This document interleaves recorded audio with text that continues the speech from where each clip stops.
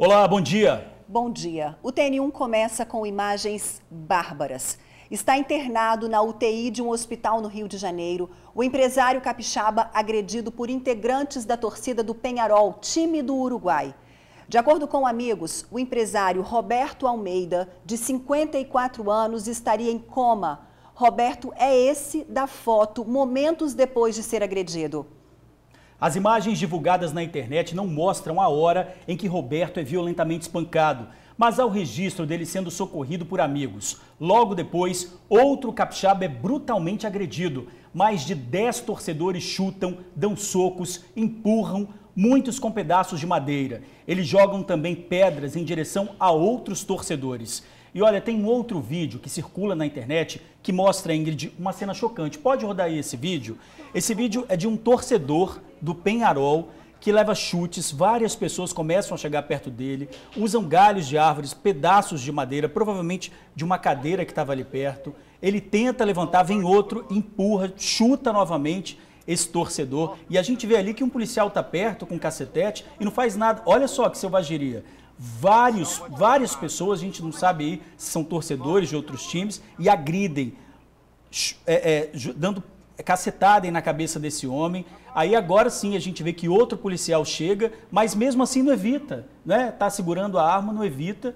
Aí os agressores partem para lá, outros ficam por perto e esse jovem continua deitado aí nessa pista próximo ali ao Leme. E a gente vê que o ônibus chega, ó, vem outro, bate.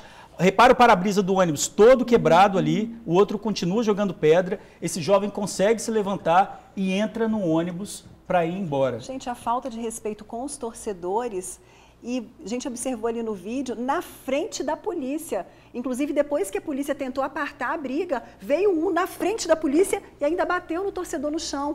Incrível. Um torcedor capixaba que estava no ônibus disse que desde cedo os torcedores do Peñarol já estavam provocando.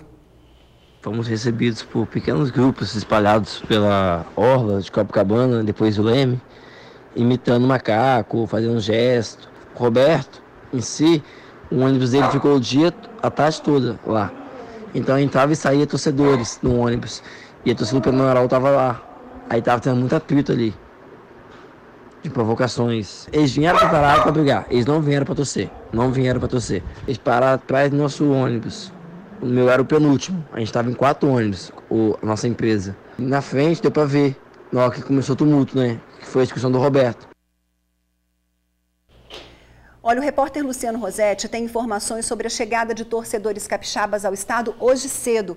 É com você, Luciano.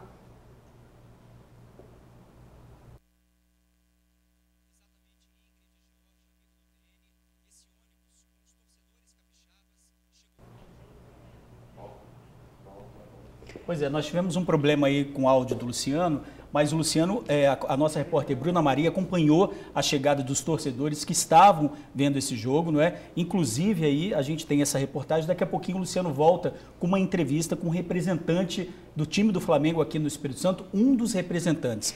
E a gente tem também, né, Ingrid, uma resposta do clube. Isso, nessa tela aí, olha, houve aquela agressão, houve aquela barbaridade toda que nós já mostramos aqui, e diante disso, olha, o Flamengo emitiu essa nota diante dos lamentáveis acontecimentos protagonizados pelos torcedores do Peñarol na zona sul do Rio. O Clube de Regatas do Flamengo faz um apelo para que a torcida rubro-negra não aceite provocações no estádio. Vamos fazer um grande espetáculo dentro e fora de campo. Já emitiu um alerta para que não houvesse a mesma agressividade dentro do estádio. Pois é, isso foi antes do jogo, né? Toda essa agressão que a gente viu aí foi antes do jogo acontecer. Bom, daqui a pouquinho a gente volta com uma cobertura maior, entrevistando o representante do Flamengo e fazendo essa reportagem completa. Agora vejam uma boa ação que terminou em motorista baleado em Cariacica. O condutor parou numa faixa de pedestre para que 2 homens passassem e foi nesse momento que ele acabou rendido. Tomou um susto, deixou o carro morrer. Os criminosos atiraram e a vítima acabou baleada. Os assaltantes fugiram com o veículo. O crime aconteceu em Morada de Campo Grande, Cariacica. E o TN ouviu uma testemunha que viu o momento da ação criminosa.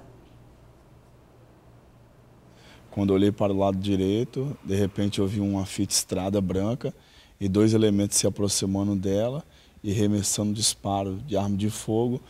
e de repente o rapaz que estava conduzindo o veículo saiu mancando e deitou sobre o chão. Ele parou na faixa de pedestre, para que os pedestres passassem. Nisso, os dois indivíduos veio até ele, né, e abordaram, assustou com a reação dele por ele ter deixado o carro morrer e dispararam contra ele.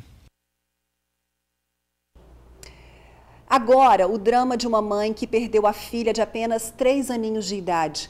A pequena Ana Júlia morreu com suspeita de pneumonia. A família afirma que houve negligência no atendimento. Dias antes da pequena Ana Júlia, de 3 anos, morrer, a menina foi internada em estado grave de saúde no Hospital Infantil de Vila Velha. A mãe conta que a criança começou a passar mal no último dia 26. Ela estava com a febre, e estava com uma tossezinha. Aí eu levei ela no médico, no PA da Glória. Chegando lá, ela estava com 38,5 de febre. A doutora falou assim, não, dá para tratar em casa. Aí eu tratei dela em casa, ela estava boa. Na noite seguinte, Ana Júlia continuou a passar mal e a mãe levou de novo a menina para o PA da Glória. Eu fiquei aguardando. Eu vi a angústia da minha filha, com aquela falta de ar imensa. Vi minha filha praticamente morrendo, Eu sem poder fazer nada. Diante da gravidade do estado de saúde da Ana Júlia, o médico aqui do pronto atendimento resolveu encaminhar a menina para o hospital infantil. A criança chegou ao local muito mal e depois de horas foi levada para a UTI. Vários exames foram feitos na criança. Os médicos tentaram inúmeros medicamentos para saber o que a menina tinha, mas não havia respostas. Na última segunda-feira de manhã, Ana Júlia morreu. No atestado de óbito da criança, a causa da morte foi apontada como pneumonia. A mãe dela acredita que houve negligência médica. A minha dor é essa. Por que ele não fez, gente? O que custa um raio-x, fazer um raio-x?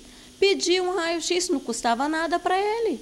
Se ele pedisse, com certeza, a minha filha poderia estar viva hoje. Que tristeza, né? Olha, infelizmente, nós pedimos uma resposta à Prefeitura de Vila Velha, responsável pelo PA, mas ela jogou o problema para o Estado. O Hospital Infantil de Vila Velha disse que atendeu a criança prontamente. Falou que Ana Júlia chegou com um quadro respiratório grave e foi encaminhada à UTI, mas a doença evoluiu muito rápido. O Conselho Regional de Medicina prometeu abrir sindicância para apurar o caso. Comissão de Segurança e Combate ao Crime Organizado da Assembleia Legislativa expõe condições de superlotação em presídios capixabas. O presidente da comissão, o deputado Danilo Baiense, numa visita à Casa de Custódia de Vila Velha, constatou que numa cela onde deveriam ter 6, havia 16 detentos em péssimas condições. De acordo com o deputado, o sistema capixaba tem mais de 10 mil internos excedentes. Afirma também que na semana passada, um detento foi flagrado pela Comissão de Segurança traficando dentro da casa de custódia. Também havia internos com cadeia vencida e outros com alvará de soltura que não haviam sido liberados. O Conselho Nacional de Justiça aponta que há mais de 12 mil mandados pendentes de cumprimento no Espírito Santo. A Secretaria de Justiça foi convidada a participar da comissão, mas não mandou representantes. Em nota para nossa redação, a Sejus disse que aprimorar a gestão do sistema prisional é uma das prioridades do governo e que a manutenção nas unidades é feita regularmente para garantir a segurança de internos e agentes. Policial militar é preso suspeito de atirar num jovem depois de uma briga de trânsito. A repórter Suzy Faria tem os detalhes. O crime aconteceu no último final de semana em Ponta da Fruta, foi no sábado. O soldado, que é lotado no batalhão de trânsito, teria se envolvido em uma briga de trânsito e baleado a vítima, um jovem de 24 anos. Ele foi encontrado pelos próprios policiais militares que foram atender a ocorrência dentro do carro, baleado nas costas. O mandado de prisão foi expedido pela juíza da 4ª Vara Criminal de Vila Velha e cumprido exatamente no momento em que o soldado chegava ao quartel e entregava um atestado médico. Ele não reagiu à prisão. O motivo do mandado? Tentativa de homicídio. Bem, o soldado foi trazido aqui para o DPJ de Vila Velha e já teria sido encaminhado ao quartel de Maruípe. A Polícia Militar confirmou que o soldado Alex Lopes continua preso. O caso será investigado pela Polícia Civil por conta da natureza do crime. A PM lamentou e disse que está à disposição das autoridades. Assim que receber os documentos iniciais de apuração, a Corregedoria também vai instaurar procedimentos. E olha, pessoal, sobre o surto na creche de Vila Velha, o Ministério da Saúde mandou uma equipe ao estado para avaliar a situação. O caso é considerado inédito no país. A equipe do Ministério da Saúde chega ao estado na tarde de hoje. Um dos objetivos da visita é definir em conjunto com as secretarias de saúde estadual e municipal de Vila Velha orientações à população e aos pais dos alunos da creche onde teve início o surto infeccioso. É um quadro muito preocupante para o país, é um quadro raro, né? É o primeiro caso desse tamanho, desse porte, de um surto de Escherichia coli enterohemorrágica. Então nós estamos recebendo hoje o Ministério da Saúde aqui no Espírito Santo. Nós vamos fazer um trabalho conjunto daqui para frente, junto com o Estado, junto com o município, para duas coisas que eu acho que são mais importantes. É controlar esse surto no ambiente da escola, que isso infelizmente está acontecendo. Nós não estamos tendo casos fora da escola. O único caso que aconteceu é filho de uma professora da escola, então nós estamos conseguindo manter esses casos localizados ali, evitando que esses casos espalhem por outros locais de Vila Velha. O segundo objetivo é a elaboração de uma nota técnica conjunta, de novo, do Ministério, da Secretaria Estadual e da Secretaria Municipal, com orientação para a população, para os pais de alunos, estudando a literatura existente no mundo, ouvindo especialistas do Brasil inteiro, de como devemos proceder daqui para frente. Até agora, 17 casos foram confirmados e 5 estão sob suspeita, todos envolvendo professores e alunos da creche localizada na Praia da Costa, em Vila Velha. Uma criança de 2 anos morreu. O surto provocado pela bactéria Escherichia coli, encontrado em uma cervejaria artesanal que fica nos fundos da creche, é inédito no país. No início desta semana, o surto infeccioso deixou de ser apenas caso de saúde pública e virou caso de polícia. A Delegacia de Homicídios e Proteção à Pessoa de Vila Velha também investiga o caso. Peritos da Polícia Civil ficaram cerca de 7 horas dentro da creche. Foram recolhidos vários objetos, inclusive tubos de pasta de dente.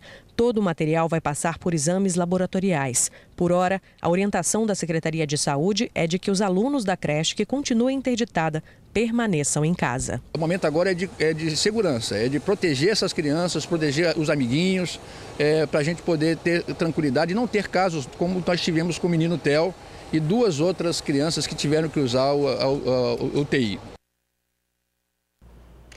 Caso que mexeu com todo mundo, né? O secretário de Saúde disse ainda que ontem aconteceu uma reunião entre os técnicos da Secretaria de Saúde de Vila Velha, Estadual da Saúde e do Ministério da Saúde. A equipe chega agora à tarde, mas sem horário definido. Agora vamos falar do temporal que provocou muitos estragos em Aracruz, no norte do estado. A chuva forte e o vendaval duraram cerca de 15 minutos e causaram transtornos. Casas foram destelhadas, árvores arrancadas e ruas ficaram alagadas. Moradores ficaram assustados com a força do vento. A cobertura do estacionamento de um supermercado foi derrubada. Nas estradas, motoristas precisaram reduzir a velocidade. Pois é, muitos galhos caíram sobre a pista. Alguns trechos chegaram a ficar interditados. Nossa, que temporal, hein? E como é que fica o tempo hoje, hein? No norte do estado, previsão de chuvas isoladas com trovoadas à tarde e à noite.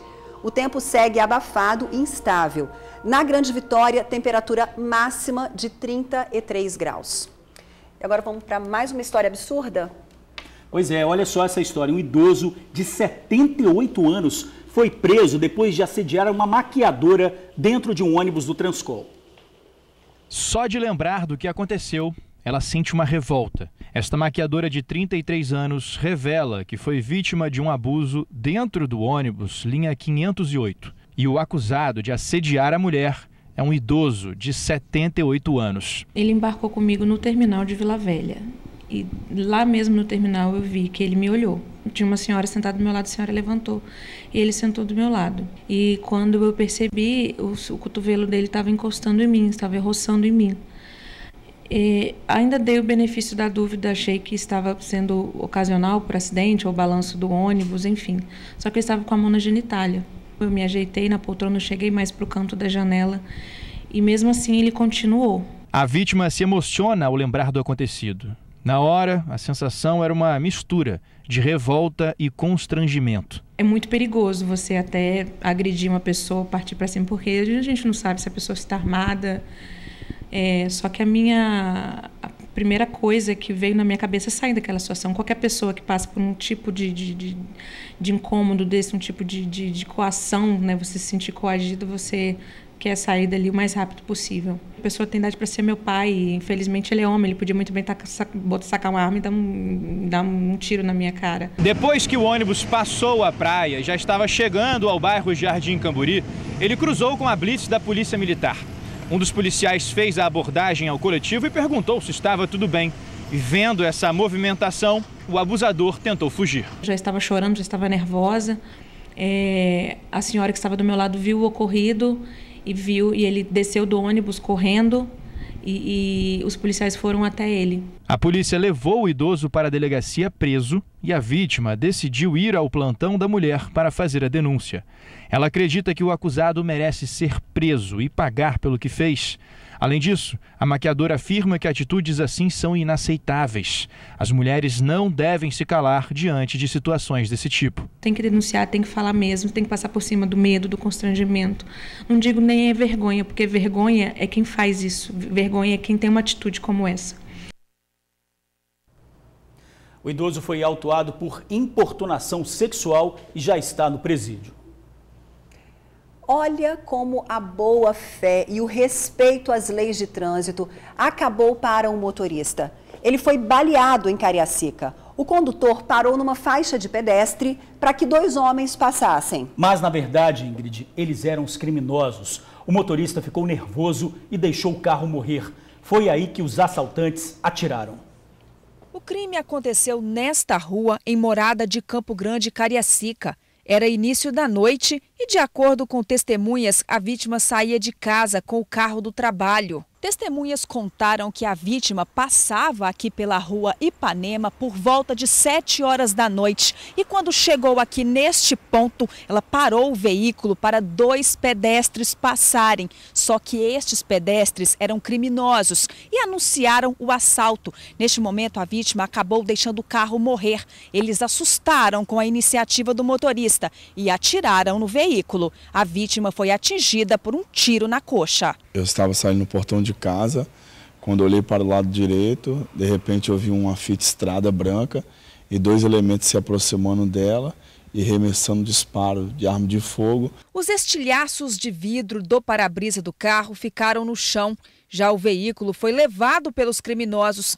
Este carro, que também é da vítima e estava estacionado próximo ao local do crime, está com o vidro trincado. Mas ninguém soube informar se o mesmo disparo que atingiu o motorista teria também danificado o automóvel.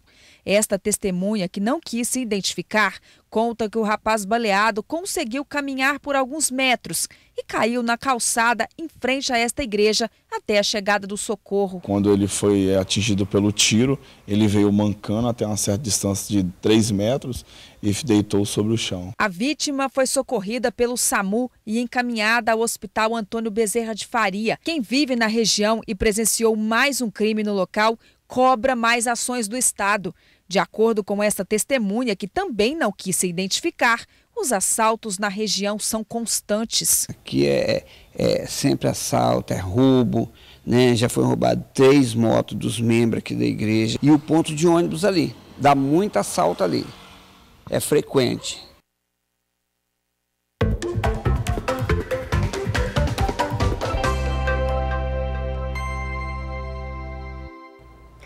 Pessoal, a Quinta está recheada de boas ofertas de emprego.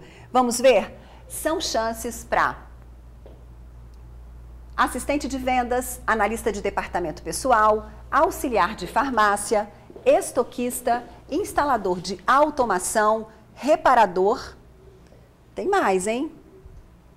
Acho que essa tela está parada, mas eu tenho aqui, ó, gerente de categoria, mecânico de manutenção, operador de caixa, padeiro, pizzaiolo, supervisor técnico e vendedor. Cadastro, não é esse cadastro, eu vou pedir uma correção. O cadastro é no lincepsicologia.com, lincepsicologia.com. Bom, a gente volta a falar do empresário capixaba agredido pela torcida do Penharol no Rio de Janeiro. Foi ele quem organizou a excursão que levou torcedores do Flamengo para assistir ao jogo no Maracanã. Roberto Almeida está em coma na UTI de um hospital. Ele teria tentado evitar confusão antes de ser brutalmente espancado. Hoje pela manhã, ônibus de excursões com torcedores capixabas que foram ao jogo do Flamengo contra o Penharol retornaram ao Espírito Santo. Assustados, muitos relataram os momentos de terror. Eles foram covardes e eu te falo que ali era a torcida do Penharol. Eles não foram para torcer, eles eram delinquentes. Tinha gente lá com soco inglês, tinha pessoas com pedaço de pau e eles foram puramente para brigar.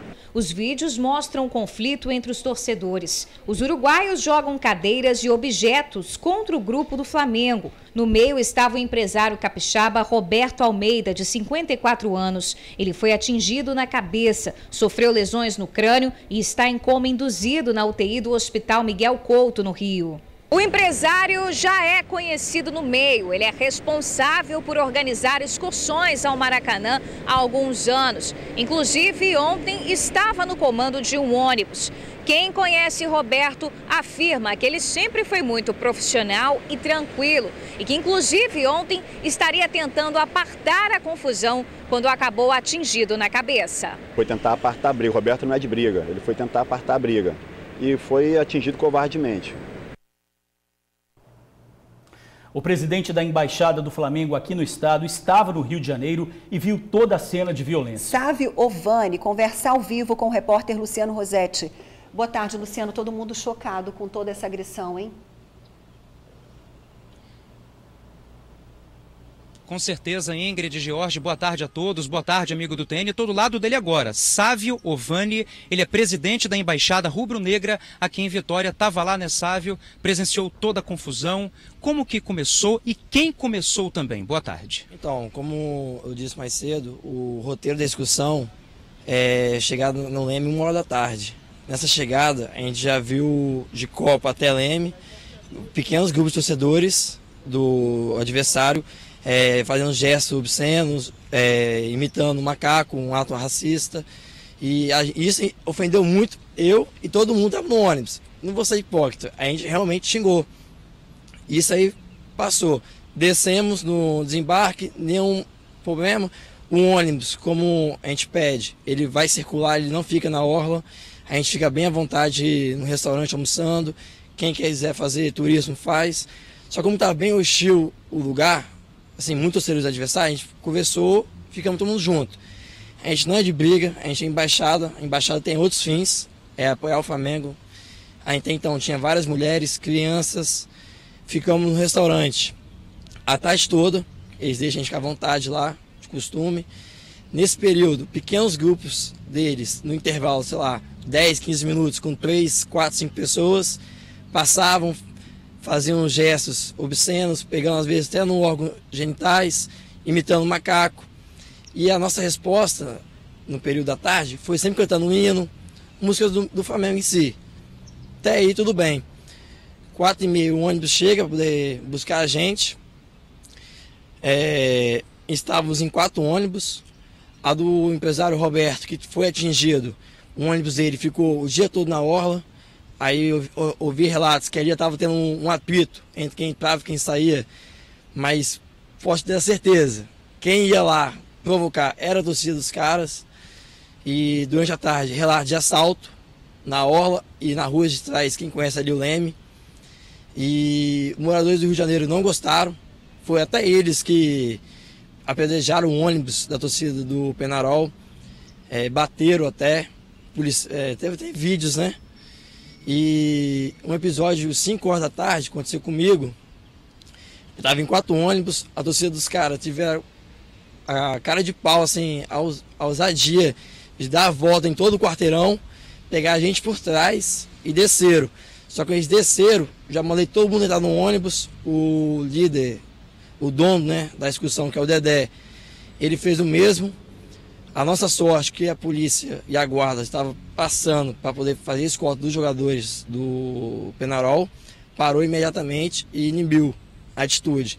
Nesse momento que inibiu, eles partiram o ônibus e pegaram o pessoal do Roberto. logo uns 200 metros na frente. E eu conseguia ver objetos, eles tacando. Às vezes as pessoas acham que torcida é briga, não é isso. Eu vou com o Dedé há mais de 5 anos, ele 12 anos de empresa ou mais. O Roberto, coitado, foi o primeiro, 30 anos de trabalho, nunca teve um problema com isso. E está no hospital em coma, com atos de... Não é gente que não é torcedor. E detalhe, com soco inglês, até inchada, não tem lógica eles entrarem no Rio de Janeiro com esses materiais. O intuito não era torcer. E quem frequenta as discussões sabe que ali é tradição ficar ali. As outras torcidas de outros estados também ficam ali e nunca teve um problema com a gente, entendeu? E eles realmente estavam no intuito de brigar. E a gente nem é organizada. Então não tem por que brigar com a gente. A minha noiva estava, mulheres estavam. Foi um ato, sim, revoltante, porque é racismo também, né? É lamentável, né? A gente tem uma pergunta do estúdio. Pode falar, Jorge. Luciano, eu queria que você perguntasse para ele, por favor, que a quantidade de torcedores do Penharol ali no litoral do Rio de Janeiro, né, entre Copacabana e Leme, era desproporcional, era muito torcedor. Como é que ele viu isso na hora que começou esse ataque? O Jorge está perguntando, Sávio, que a quantidade de torcedores do Penharol era desproporcional. Como é que você vê essa diferença, né, de número de torcedores? É isso aí. Igual eu falei, a gente não é de brigar. Na hora que a gente estava em 4 ônibus, só com a nossa empresa. Se a gente tivesse 4 querendo brigar, naquele momento, todos os homens dos 4 ônibus iriam descer, que tinha mulheres, mas a maioria absolutamente é homens, e o grupo que desceu deles era em torno de uns 10 ou 15 pessoas. Tinha mulheres no ônibus deles também. Se a gente quisesse alguma coisa, a gente poderia ter ido para cima, só que não é nosso intuito. A primeira coisa foi botar um para dentro, porque a gente não é de brigar. E outra, como eu falei, a gente é uma embaixada, a gente representa o Flamengo em si, não é querer defender nossa camisa com o outro. Tinha outras embaixadas lá também, mas ninguém faz isso. Assim, esse é o objetivo nosso, é ir torcer. Quarta-feira que vem, vou estar lá novamente e espero não passar por isso mais, né? Porque, se for o caso, tem que talvez até mudar de lugar, que não é uma coisa que é de anos, é tradição. Não é legal mudar por causa do visitante. De outro país vem fazer bagunça aqui, não tem lógica. E a gente estava com 600 torcedores capixabas. Tinha mais ônibus chegando e a população capixaba estava lá, não estava em outro lugar, porque era o horário já de embarque. A gente estava com muito alto torcedores. Só que é aquilo, a gente não é de brigar, né? Muito bem, obrigado, Sávio. A gente acabou de falar Ingrid George e amigo do TN com Sávio Ovani. Ele é presidente da Embaixada Rubro-Negra aqui em Vitória, comentando, claro, esse episódio lamentável, né? Era apenas uma partida de futebol, só isso, né? Com mulheres, crianças, famílias assistindo e sendo vítimas dessa brutalidade, cenas de selvageria que a gente está mostrando ao longo do TN. Volto com vocês. Cenas lamentáveis, violência gratuita, agora é esperar a recuperação aí, né, do Roberto Almeida, que está na UTI no hospital no Rio de Janeiro. E buscar a investigação também, né? A polícia do Rio de Janeiro já falou que esses 2 policiais aí que ficaram vendo esse jovem sendo agredido, eles já foram afastados, porque a gente vê que é uma situação muito banal, esse jovem deitado no chão sendo agredido, sendo que 2 policiais estavam ali perto, poderiam ter dado um tiro de advertência para essas pessoas saírem de cima desse torcedor e continuaram aí também o capixaba que está internado. Não, e até mesmo se ali é um local de encontro de torcedores, que tenha mais polícia, né? Para evitar esse tipo de coisa. Com certeza. Pessoal, na contramão da segurança, trabalhadores que usam a bicicleta como transporte estão deixando de usar a ciclovia na tentativa de fugir dos assaltos. O problema acontece na região das 5 Pontes, que liga Vitória à Vila Velha. O local virou alvo constante dos bandidos. O autônomo hoje teve que ir para o trabalho a pé. Isso porque a bicicleta que ele utilizava foi levada por criminosos em um assalto na ponte Florentino Avidos, a 5 Pontes. Ele seguia na ciclovia, sentido Vitória-Cariacica, quando foi abordado por 3 homens. Jogaram a bicicleta em cima de mim, eu acabei caindo, já vieram armados em cima de mim, tomando meus pertences, a bicicleta, mochila, cartão de crédito, dinheiro. tudo praticamente, um prejuízo de quase de R$6.000. O jovem descobriu pela internet que a bike estava sendo anunciada pelo próprio assaltante. Um conhecido entrou em contato com o bandido, que não se importa em mostrar o rosto. Na conversa, ele oferece também um celular. Ele anuncia as bicicletas e os pertences também das pessoas nas redes sociais. O sentimento dele é o mesmo de outros ciclistas que passam pelo local. É frequente, assalto aqui é frequente, porque é bem perigoso e não tem policiamento geralmente, né? Diante dessa situação, os ciclistas aqui adotaram uma prática muito comum. Eles preferem se arriscar e pedalar na pista junto com os carros do que utilizar a ciclovia.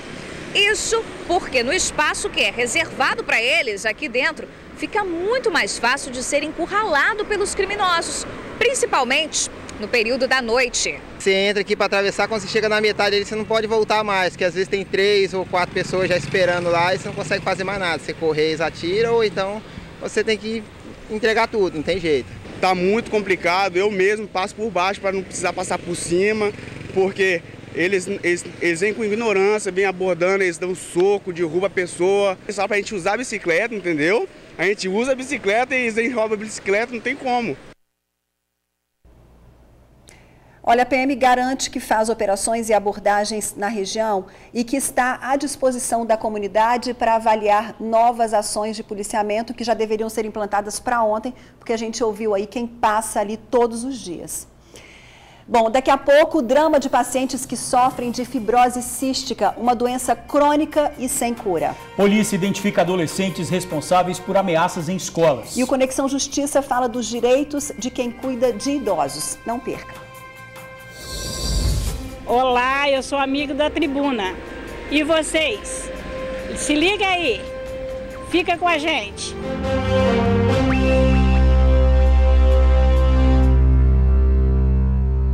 Seu Otelino cuidou de um idoso que estava doente durante mais de um ano e não recebeu nada do que prometeram pagar pelo serviço. Ele procurou o Conexão Justiça para saber se tem algum direito.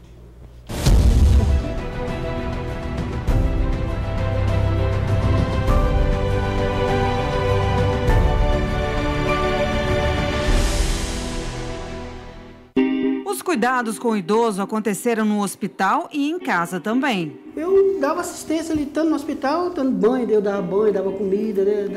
dava o que fosse necessário, porque eu tinha problema de demência, né? Aí eu dava os remédios, comprava, falava para ele, eu fazia tudo que ele tinha necessidade, eu fazia, durante o dia e a noite.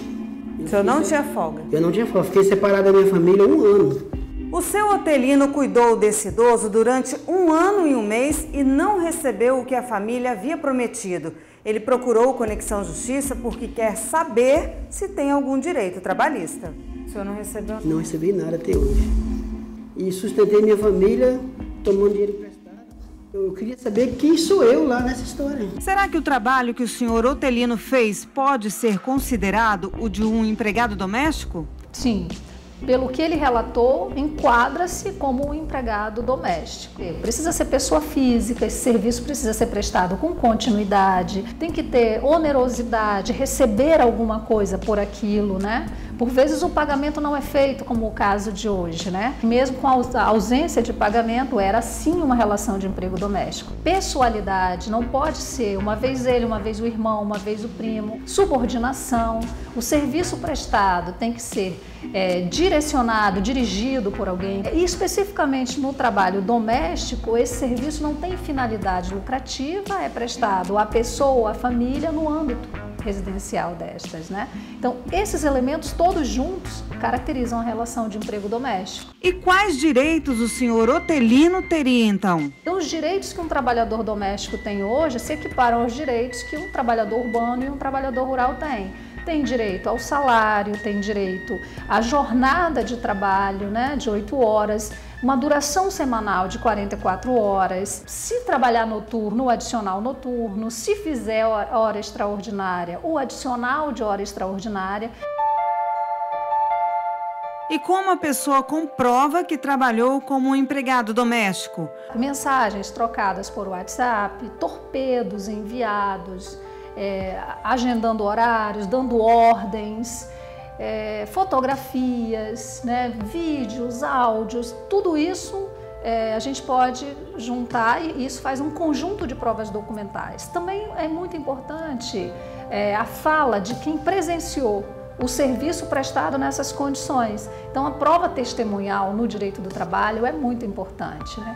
E aí, se ele se valer de provas documentais e a prova testemunhal, ele consegue provar que houve relação de emprego doméstico. Com as provas em mãos, o recomendável é procurar um advogado para mover uma ação na justiça. Nessa reclamação trabalhista, ele pediria o reconhecimento do vínculo de emprego e a consequência do reconhecimento do vínculo é fazer com que ele, mostrar que ele tem todos os direitos trabalhistas e condenar o tomador de serviço a pagar esses direitos que não foram pagos.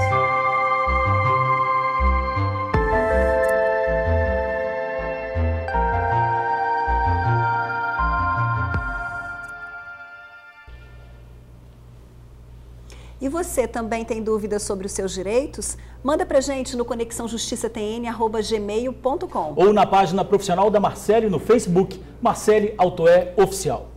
Agora, olha só, a polícia identificou os responsáveis por ameaças em uma escola na Serra e outra em Cariacica. Os dois são adolescentes. Uma outra ameaça num colégio de Viana é investigada.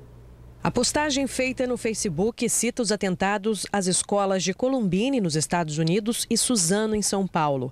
Belmiro Teixeira Pimenta é o nome de uma escola pública da Serra.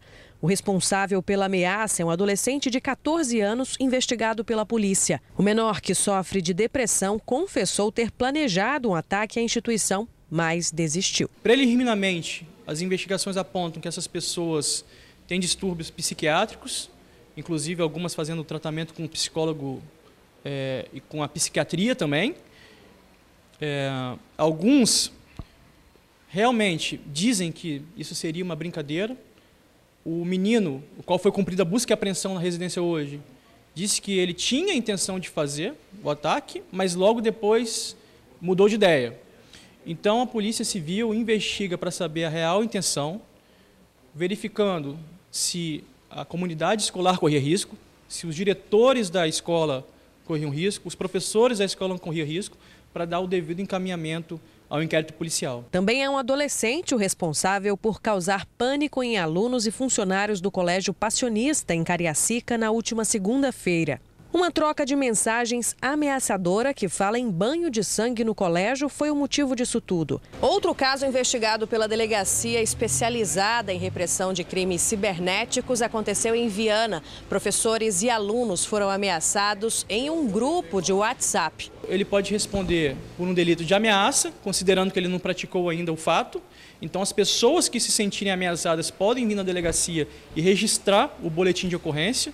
Ele também pode responder por um delito previsto no artigo 41 da Lei de Contravenções Penais, que é causar pânico e tumulto às pessoas, isso é uma previsão legal. E também, tanto na esfera administrativa quanto na esfera civil, ele também pode responder por um procedimento. Qualquer informação que possa ajudar a polícia na investigação sobre as ameaças a alunos e professores de uma escola, dessas escolas envolvidas, pode ser ligado para a polícia, é só ligar 181.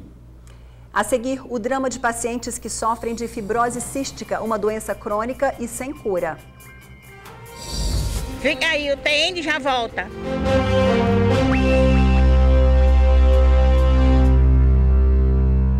Estamos de volta e agora a gente fala do drama de pacientes que sofrem com a fibrose cística, uma doença crônica e sem cura. Aqui no estado, a maioria desses pacientes são crianças e a sobrevivência delas depende de algumas medicações que estão em falta há meses. Todos esses medicamentos fazem parte da vida da Sara, de apenas 5 anos.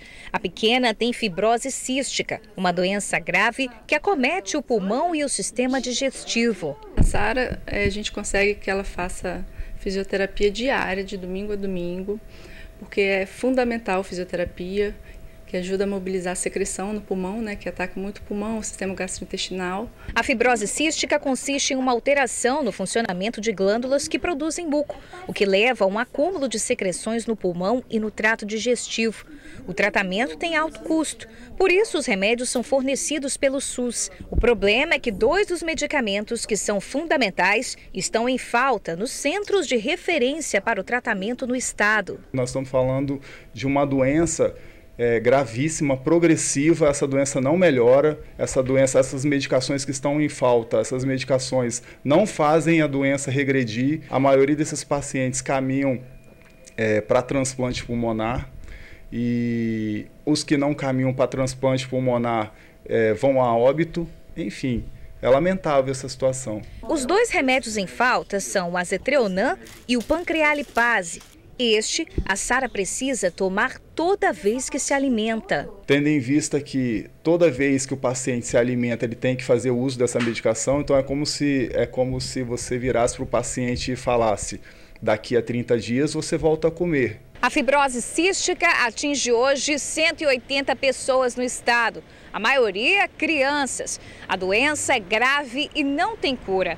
E a falta desses 2 remédios compromete muito o tratamento, que é fundamental na vida desses pacientes. Essa doença é uma doença crônica que não tem cura.